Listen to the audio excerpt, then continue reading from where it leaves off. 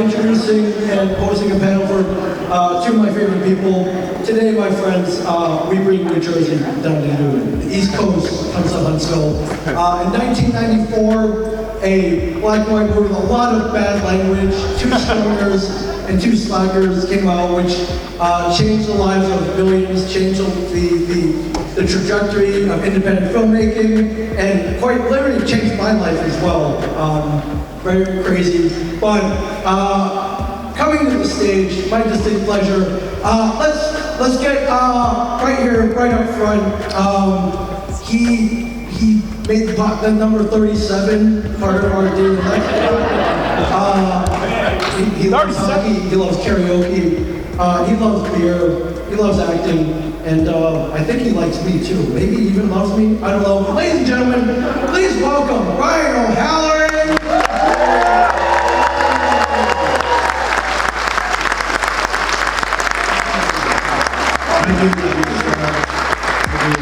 And coming up to the stage next. Do not say I love acting. I'm the biggest Denver Broncos fan that I know, and a man whose character is modeled after a guy who bugs me to death, Brian Johnson. Come on up, Jeff Anderson.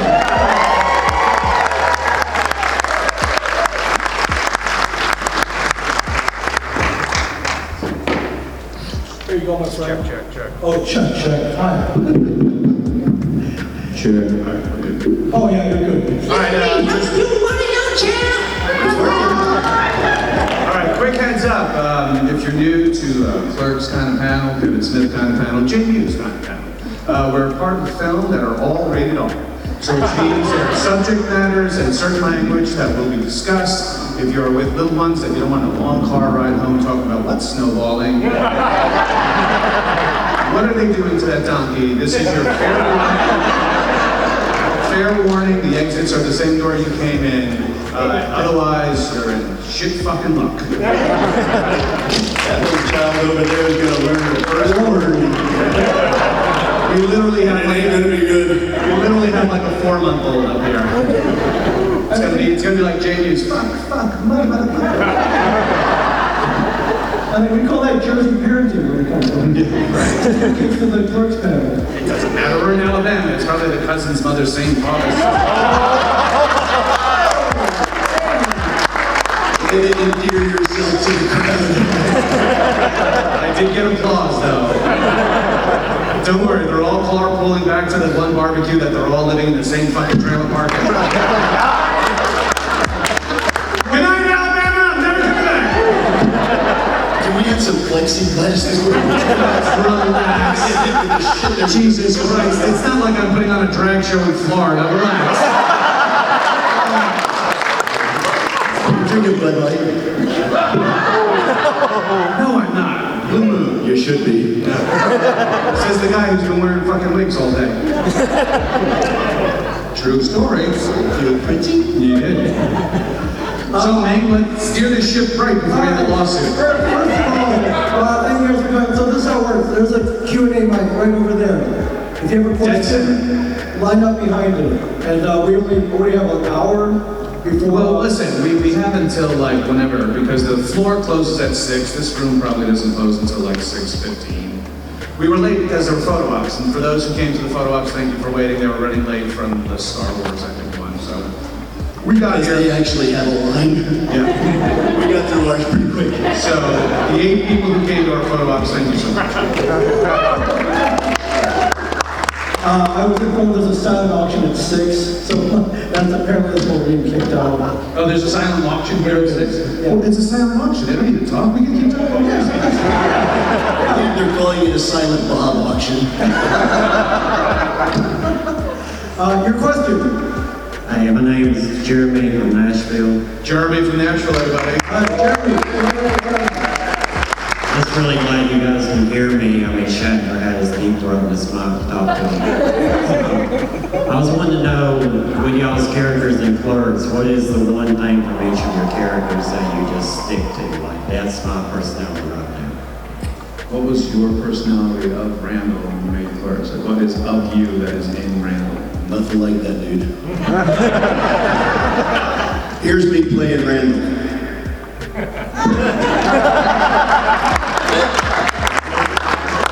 could have done that. It's funny, I'm more of a Randall than I am of a Dante. Like, I'm more like, for fuck's sake, kind of like, you know, exhausted with people. And, but what is a part of Brian is I am a people pleaser to a point. And then after a certain point where you're gonna keep fucking with me, now we're gonna fucking tussle. You know, like, I'm either gonna curse you out, ignore you, or like dress you down verbally that you'll be like, oh, I don't want to live anymore. And that's just my self-loathing. But anyway, it works for Dante. Like, I'm not supposed to be here today. I'm actually more of a Veronica. I like to bring Brian lasagna to these things. It's quite good. I thought you were going to say something else. 37. All right, it was a snapping. Let's do it again. 37. It's so easy. It's so easy. Thank you, Kevin Smith. Your question. Hi, I'm Dallas from Jackson, Tennessee. Jeff, you and I briefly had a chance to talk about this. I like everybody's identifying as Tennessee. We don't understand Brian's joke from Tennessee.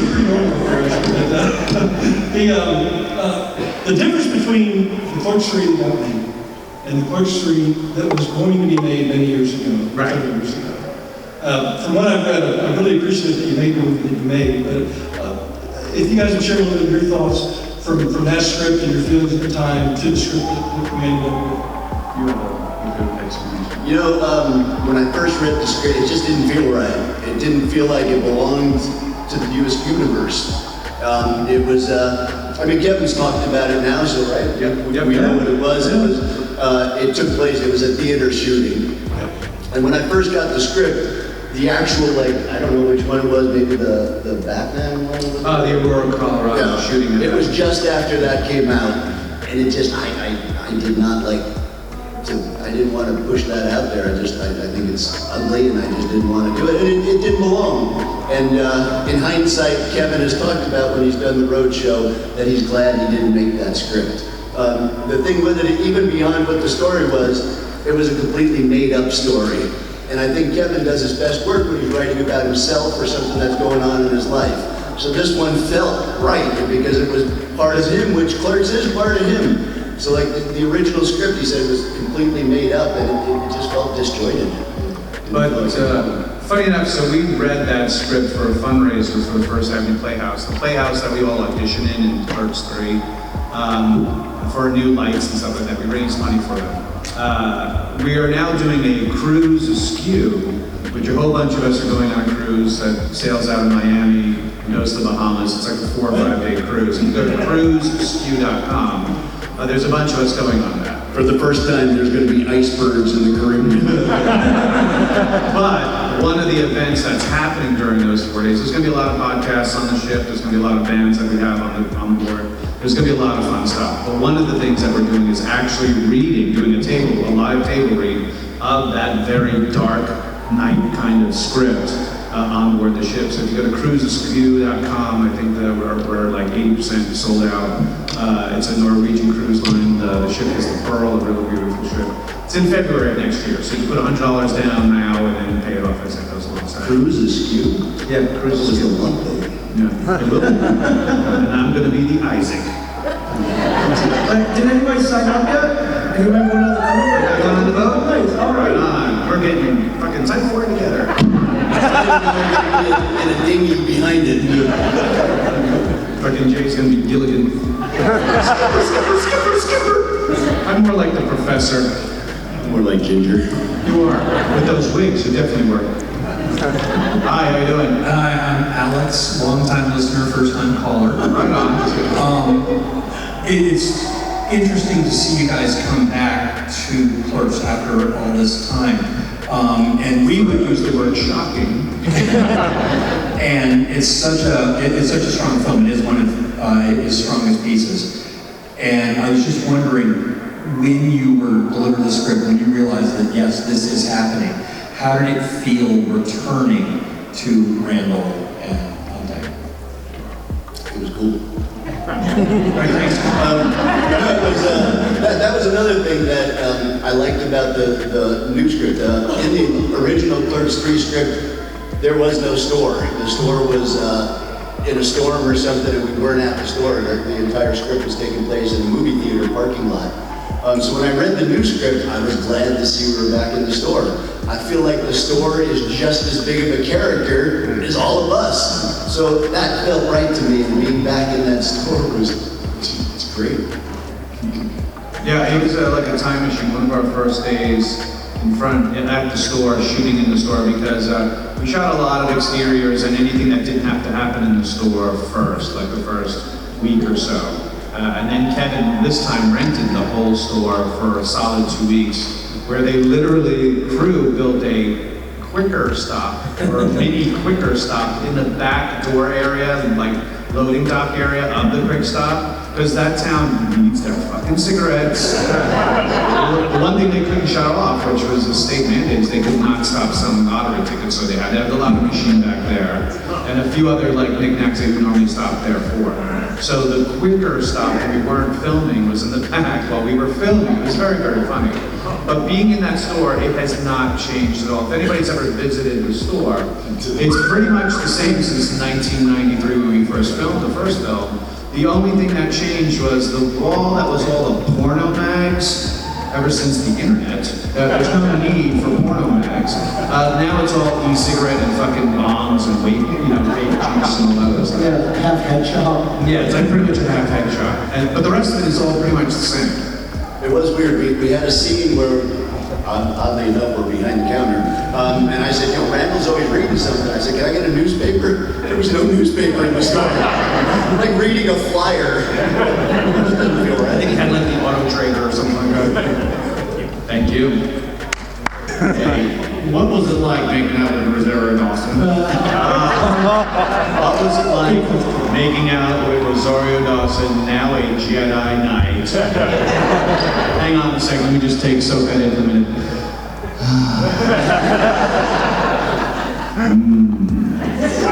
I'm not gonna lie, I fucked up the first take in Clerks 2 while making out, just so we could do a second take. Making out with Rosario, that was a good day for Brian. Yeah. But when he had to make out with Kevin's wife, I walked into that scene and I fucked up every line just to make him listen. I just walked into that. Sorry, let's do it again. Brian. Yeah, that was awkward, to say the least. But listen, you literally shot that over 3 days. Yeah, I'm not kidding, it's running out. Because weather started rolling in, they're like, oh, now the sun's out. When she was done kissing Brian, she had a goatee. She was raw. She literally was red from it. And it was weird because, let me ask you, what job do you go to where your boss comes to you and goes, listen, I want you to go out on that swing, I want my wife to straddle you, you make out, and I film you. And, if it goes well, I'll pay you. No job like that. Let me guess, you didn't get paid? But I was like, at the time, thinking in my head, like, please don't let the launch sequence start. Don't let the launch sequence start. And like, oh, it's the battery pack, the mic. Because I don't want that awkward, like, why is she saying your name when we're in bed? I'm like, I don't know. But thank you for that question. Thank you. You're welcome. Hello. Hi, I'm Holly. I'm from Mississippi. Holly from Mississippi, everybody. All right. I'm practically family on this point since I've seen you so many times this year. But Right on. I'm not loaning you money. because I give you all my money anyways. There you go. But my question is, I was hoping y'all could kind of tell us about some of the fun behind the scenes stuff that y'all did for each movie. Behind the scenes fun stuff. The first movie, the fun behind the scenes things we had was going home and sleeping. Because we all had real fucking jobs from 9 to 5. Get to the store at 10:30 at night, film from 10:30 at night till 5, 6 in the morning. And then I lived an hour away at the time from where the store was. Go back to the house, try to, have some semblance of breakfast, and then go to work, come home from work, because I only lived 5 minutes from where I worked, to take a nap. like a power nap for an hour, go back to work till 4:30, come back home, then sleep till 4:30 to about 9-ish, get up, shower, shave, and then get out the door again. So to me, it was a blur. I was there every single day. Towards the end, it took a toll on me, like immune system-wise, where I got like a head cold. So there's the scene where Randall comes back from the good video store, and I'm in the funky sweater, ready for the date with Kaylin, and you just hear me like sniffling. It's because I was just like beating myself to death going around. That was the first movie. The second movie was a lot of shit ton of fun. I mean, donkey show, dance sequence, make out with Rosario, make out with Kevin's wife, make out with Jay behind the scenes. Go-karts, a whole day of go-karts was like the most fun ever. So it was a lot of fun. And then the third one, it wasn't so much a lot of fun as much as a lot of reminiscing. And it was the film, I think, that we, as a group of friends, bonded the most on, I think. And we got to get Jeff out on the road with us, so it was a huge accomplishment there. It's like finding Kaczynski's fucking shed and like, come on out, you goddamn Unabomber. It's like, all right, I'll do conventions. I still haven't found Bigfoot. Yeah. So I think that's how I tie up the fun part of it. What about you? Yeah, I don't know if this qualifies as fun, but Clerks 3 was different because we were filming during COVID. And they were very serious on the set about COVID and wearing masks and everything else. The minute you were done filming your scene, they would come up, the COVID police, and be like, put your mask on. We were shooting one scene where it was Brian and I in the store. And you shoot the scene, and after you shoot the scene, Kevin's way off in the back looking at a monitor, and it would take a little bit for him to maybe throw out different lines or something. So we were kind of hanging out. The COVID police made me leave the store. I'm like, I'm in this scene. Outside. Like, isn't there a lighting guy that can leave? Because what they did is, one of the things you need to know is they had O2 meters. So if the oxygen level got to a certain lower point, that means too many people were fucking mouth breathers were in the store, that they had to get out so that not so much oxygen was being used all of a sudden. So yeah, the meter went off, like, oh, we need people to leave. Like, you're not essential, get out. And we're like, we're in the scene together. So that was kind of fun, in a sense of like bizarre. Because shooting during that, like every Monday, we shot Mondays through Fridays. And every Monday, Wednesday, and Friday, we had that swab into our brain and turns around. Yeah, exactly. Monday, we were the Wait a minute. You're going like this. They swabbed your nose? You did the anal? Oh, you really got it. Monday was always the most nervous day of the week because they were like, please don't go out and mingle with the normies. Just stay in our little bubble of people. And we did, like, we went out to bars, restaurants. I did stand-up comedy a couple of the weekends. And the Monday test was always like, oh, please don't. Because if you got tested positive, you couldn't come to set. You were away from set for 10 days. And thank God none of us throughout that entire time caught it. One grip guy who doesn't, there were zones. There was red zone, which is where actual production camera, everything is. Yellow zone, which was like support crew, like hair, makeup, and all that. And then there was green zone, which is like the guys who are on the truck just handing any kind of equipment that needed to be, catering and stuff like that. Nobody got sick except one grip tested positive very early on in the process. But yeah, we had 7 COVID protocol officers, as they're called. That also, we had like 3 R2 units, which were giant HEPA filters that they would move into spaces and like, literally you'd be like sucked into almost. That's how strong the bull was on their air cleaners were, just to get the room clean. So there you go. Hey, you. I'm Jenny, I'm from Tennessee. Suddenly nobody lives in Alabama. Anybody? That's very odd. It's because I thought they just accused them of all being related. Yeah. I'm like, I'm not related. Yeah, no, really? So my hubby and I are going on the cruise. We would love to buy You going on a cruise? Yes, we're going on the cruise. We will buy you a beer. Right on. So, Right yes. on. Take a picture. Make sure we make sure. We'll remember you. You got it, you better. So what I was wondering is maybe on a DVD somewhere, has there been anything that Kevin said, hey, this is what I want you guys to do, and you were like, too far, too much, no, we can't go there. Well, I did a film that Kevin produced called Vulgar. So you know I'm game for almost anything. My husband told me that may not be your kind of movie, so I haven't seen it yet. It's not a first date movie. It's not the movie you watch after tryptophan takes you for Thanksgiving. It's probably a last date movie. Yeah. It's more like a last rites movie. I'm proud of it though, a lot of good work with it. But there's not been anything like, why would, I mean, we did a fucking donkey show. Like, really? That we're gonna have a line all of a sudden? You know, Kevin's never done that. He's never gotten to a point where did you ever feel uncomfortable with anything? I mean, the first Felt uncomfortable since '94. Right. Well, tell the story about the video store, the video listings. Yeah, I mean, I've told this story before, but Not to Alabama. Shooting tennis. Yeah, that was when we did in the original Clerks where I'm ordering the porno titles. They were actually written down.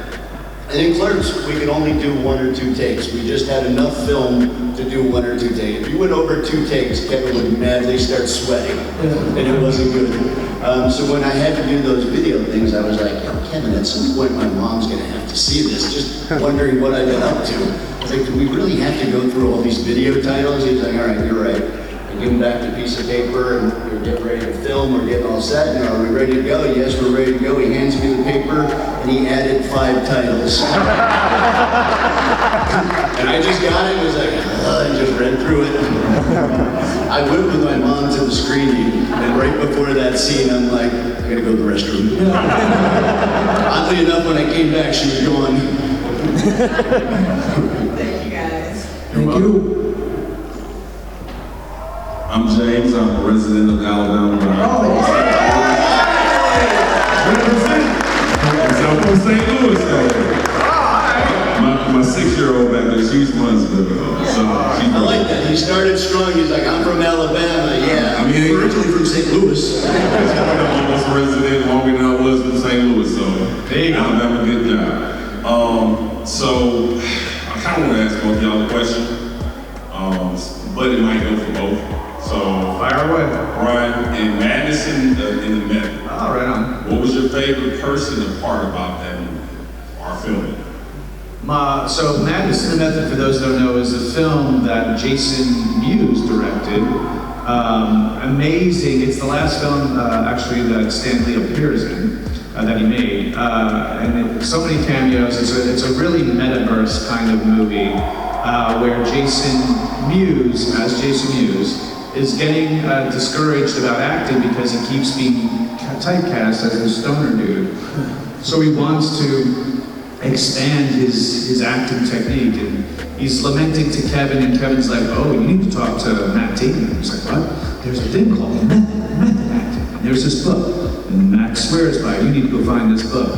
And so Jay gets into this book and starts reading, but the thing about Jay, when he focuses on something, he goes all in, like deep.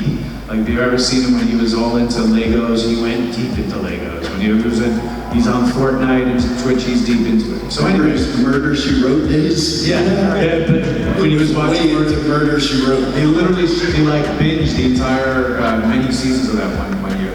So anyway, it's a really fun film. Tons of cameos. Matter of fact, Dean Cain, who's here this weekend, is in that. Terry Hatcher, so many different crazy cameos. Machete himself is in that, Danny Trejo, and a few others. What was really cool about it was, first of all, we shot, there was exteriors that were done in LA, but a majority of the film itself was shot in England, which was weird. It was weird because his producers were from England, so that's the reason why they got it really cheap. We shot it in Derby, it's spelled Derby, but over there they pronounce it Derby, England. So going over there was a lot of fun shooting, and the most fun I thought was seeing Jay as a director was really the most bizarre feeling, and he did it brilliantly. And he stood his ground on a lot of points that he wanted to make sure he got done. And we worked with Gina Carano on it. It was one of the first films. And when they reached out to Gina's people to be part of the film, and this is before The Mandalorian, before she got involved in that.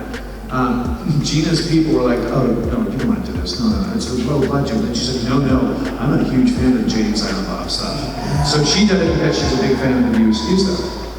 So getting to meet and hang out and work with Gina Carano was really, really cool.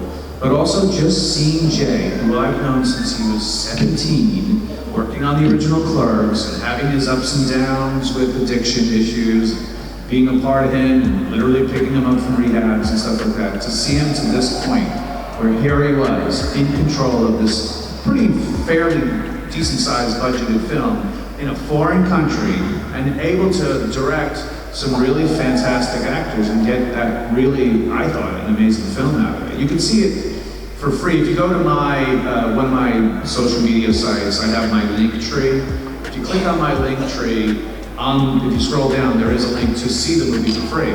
And it's worth watching. It's really, really fun. I play such a douche, it's hilarious. It's so mean. But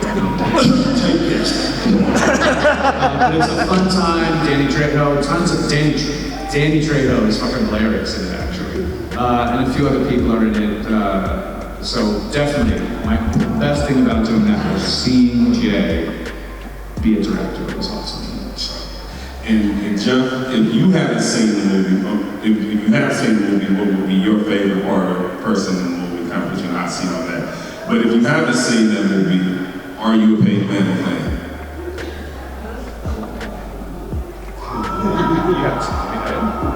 Jay's movie? No, I haven't. You gave it to me, but I never watched it. That's right.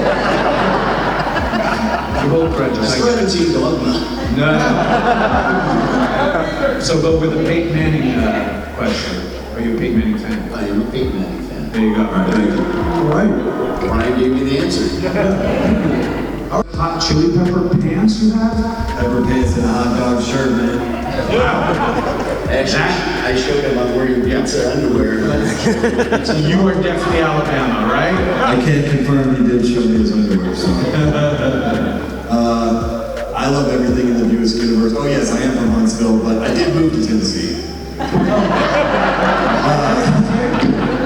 I love everything in the newest universe. I love all these sequels that are coming out. I can't wait to see the next thing. I love all of this stuff. Tying up all these loose ends, everything, all these things are amazing.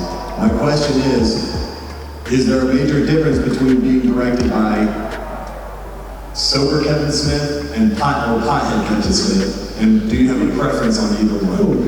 Good question. All right, so sober Kevin Smith was original Clerks, Mallrats, Chasing Amy, Dogma, all the movies up to Zach and Mary Make a Porno. That's when a certain celebrity actor, leading actor, got him addicted to, introduced him to a herbal supplement. From that point on, from that point on, and he was a witness to it, so he can talk about his moment of inspiration. Yeah. Well, it was fun. I think all of us started smoking pot on that set. We just couldn't help it. Seth would open his trailer and smoke would just pour out. He was like Spicoli coming out of his van. You know what? Stone Kevin Smith is a lot more laid back. And he's not so concerned about all the words. I like that one better. There's a scene in Clerks 3 where Brian is doing Randall's scene and Randall stops it and says, well, you didn't say and? That really happened on Clerks 1.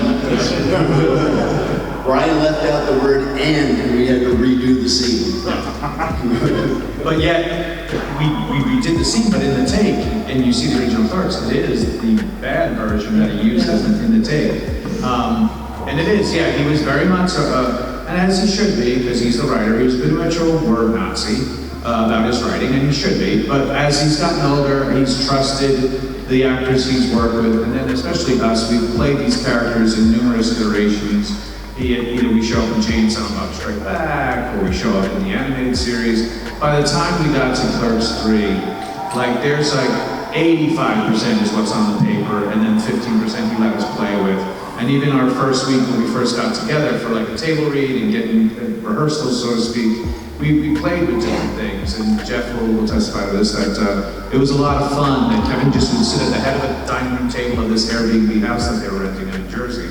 And he'd be on his laptop and typing in things as we're doing a reading. And sometimes we'd play with things and say, ooh, I like that. What was that again? And he would like sit there and type it.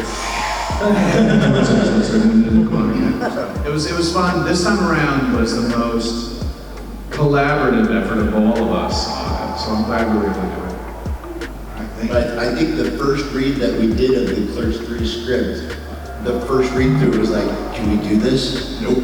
It's just a different environment. Yeah, we had jokes. Things that you should and shouldn't say just became like... Yeah, there was kind of a guardedness to it. It's like, well, in fucking 93 we totally say this, but now it's like, do we want to insult people like that, and do we need a fucking crazy type of protest?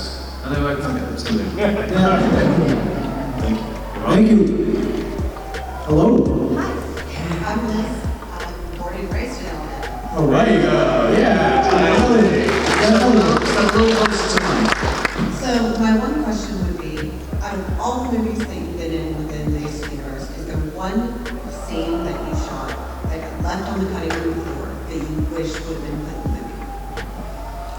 movie? My favorite scene in Clerks 2 takes place with Brian and I in the car, where I'm trying to convince Dante that he can get his mother pregnant by jerking off in the bathroom. I love that scene. And it didn't make it, and I wept for days. I just love it. I just always love the phrase that Brandon says, like, but what if he gets all sexed up and retard strong? Once again, you can't do anymore. Once again, something that would never be allowed today. It was just something that just hit us in an ear, like, oh my God, I can't believe you just wrote that and you have to say it. But it was fucking funny as hell. There's another one that comes to mind when we shot Clerks 3. We did the funeral scene where they're all sitting in their chairs at the funeral, and we did one take where at the very end of the funeral, Jason yells, "Sergio!" And that got cut out too. It's like the scene in Platoon where he's being shot looking up in the helicopter. We have a crane to do it, like get close to Jay, and then he's like, you get to his knees, like, Sergio, and the crane pulls back. Didn't make it. And it was funny too, when we shot that funeral scene, Brian came to the cemetery and we had him dressed in a suit. Right. And while we were shooting that, a drone came over. This big giant drone. And Kevin threw Brian out of the tent. Get outside. Because it was very hot. He threw him out of the tent to be like, get out there. So, Brian was... So we did a scene, there is a scene where Dante is at this funeral, which it could be anybody. It could be Becky, it could be anybody at that point. So they were just like, just to distract the paparazzi and blah, blah, blah. So. Thank you. In an alternate universe, Dante lives. Yeah. Some of you came to my table, and I pitched my idea for Clerks 4, and I'm going to tell you all, and some of you... First of all, who hasn't seen Clerks 3? Raise a hand. Oh, come on. Sorry, spoilers, it's been too fucking long. I have copies at my table. I'm seeing. It takes me a long time to sign up for these movies, but I told Kevin if he uses my idea, I will sign up for Clerks 4 right now, and it's Randall buries Dante in the pet cemetery. All of you will see it. A la Weekend at Bernie's. Just leave them in the cooler, it's perfect. Your question? Yes, I'm Jeremy from Alabama. Alabama, present. I just like to say that Clerks was my favorite of all the USQs, and I think, not to take away from Clerks 4 that you're pitching here, I thought that Clerks 3 was a wonderful way to wrap it up. I thought that was done very well. My question is there any plans to bring back the animated series? Oh, yeah. Because I would love to see that. I absolutely love the animated series.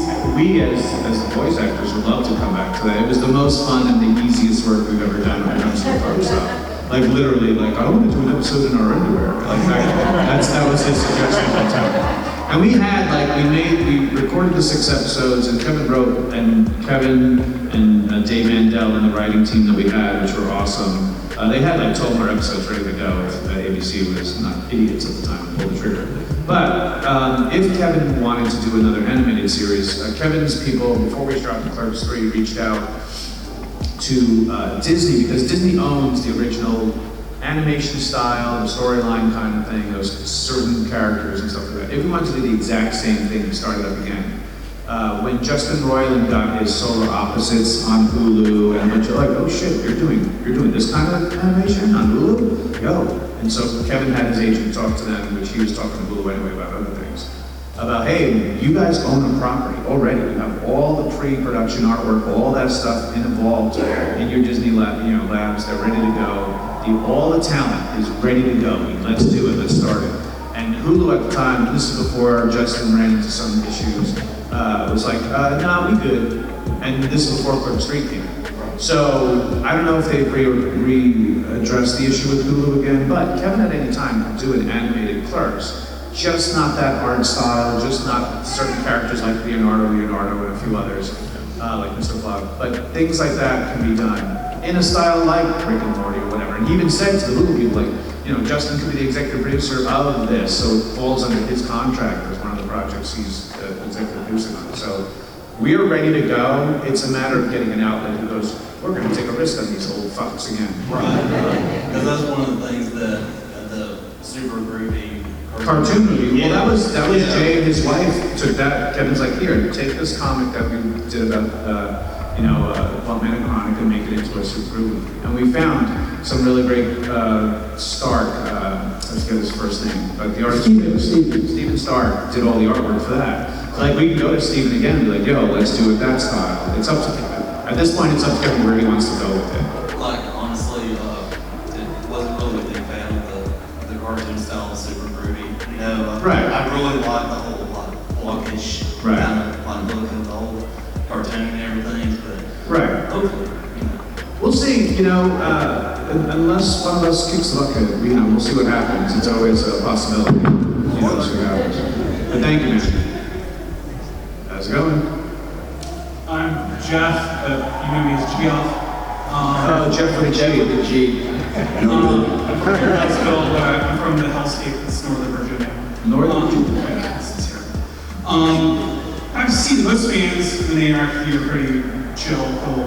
Do you have any horror stories of really bad fans like just lying or done stuff that,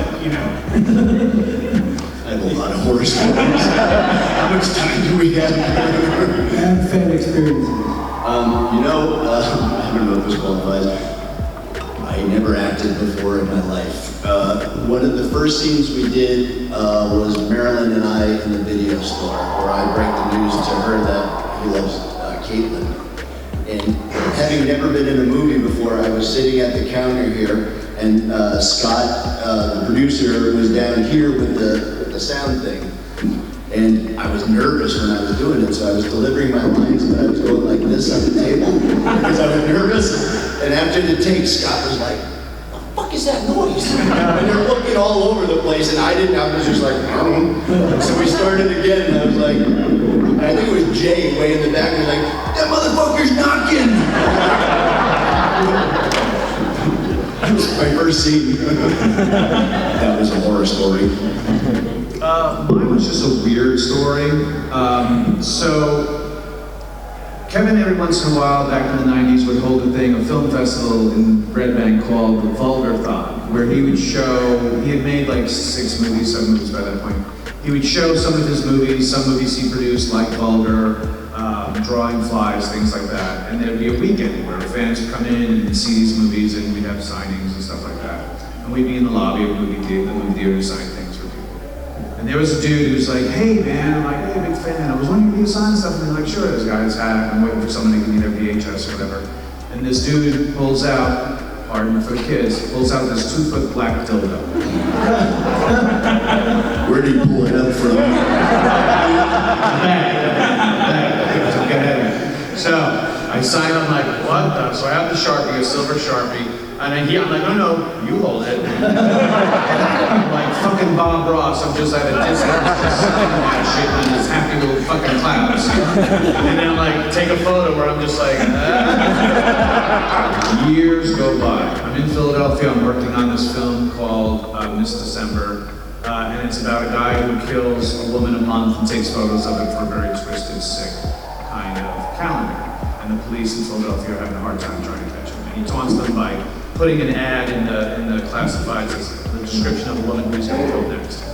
So I'm sitting on set of this film, and I'm just in the chairs. Film is very tedious. You're waiting for lighting, and you're waiting for camera to get ready, and blah, blah, blah. And I'm sitting with one of the executive producers, and his name is Tommy Albarani. He's done amazing documentary work. If you've ever seen the Ghostbusters documentary, he did that. He did one called I Am Santa Claus with Mick Foley, and a few other great documentaries. And we were talking, he's like, hey, you know, we've met before. And I was like, oh, really? Comic-Con or one of the Bogathons? Yeah, the Bogathon. I'm like, cool, it's okay. I had you sign something. I'm like, cool, DVD or VHS or whatever. No, I was the one that had you sign that 2-foot black dildo. And then I was like, what kind of film am I on? And I was like, oh, it's you? He goes, yeah. I'm like, whoa, and now I'm working for you. This is so weird. I said, so where do you have the 2-foot black dildo? He goes, I don't know. I lost it. If found, please return to. And I said, you lost it? In who? And he was just like, I don't know. So kids, if you work hard and you want to get in the movie business, eventually you could be as famous, or somewhere there out in the world is a 2-foot black dildo with your name on it. And that's me. Question. I'm Paul, I'm from New Brunswick, Canada. Oh, hey. He's really distancing himself. The question is, I mean, you guys have done this movie for better or for worse. What is like the one moment that sticks out to you? This is, I'm never fucking doing this again. This is a one-time thing. Or you think of like, this I could do for Kevin forever. Like, anybody. Have you not followed his career? After every Clerks, he's like, that's it, never again. As soon as I was knocking, I was like, I'm out of here. There's never been a point where I'm like, that's it, I'll never do this again. I mean, there was a point during shooting of Vulgar where I was questioning my choices of saying yes to certain projects. And if anybody's seen it, it's a very dark, twisted kind of movie. So much so that when we went on, this is when Howard Stern was still on free radio, we went on Howard Stern to promote it, and he had said to the companies, I gotta tell you, I watched your movie. I'm not gonna lie to you, I had to stop it halfway through, not because it wasn't good, but it was so disturbing. And that was the best fucking publicity with a movie too horrible for Howard Stern to continue watching. It was that kind of twisted kind of movie. So there were certain points where after the movie came out and became popular, even on the Comic-Con circuit, we were like, hey, Vulgar the Clown. And I'm just like, all right, I'm not doing what you think I'm doing, it's all right. So it's twisted. So if you get a chance, I have one copy left on my table, and it's the unrated version of this. So tomorrow, we're not going back to our table after this because the show closes in 10 minutes. But we'll be here tomorrow. Sarah from Alabama. Hi, Sam. 2 M's. Good to see you again. Thanks. So I was curious, you talked about what it was like kissing Kevin's wife in front of him, but in Clerks 3, you act out Kevin's brush with death.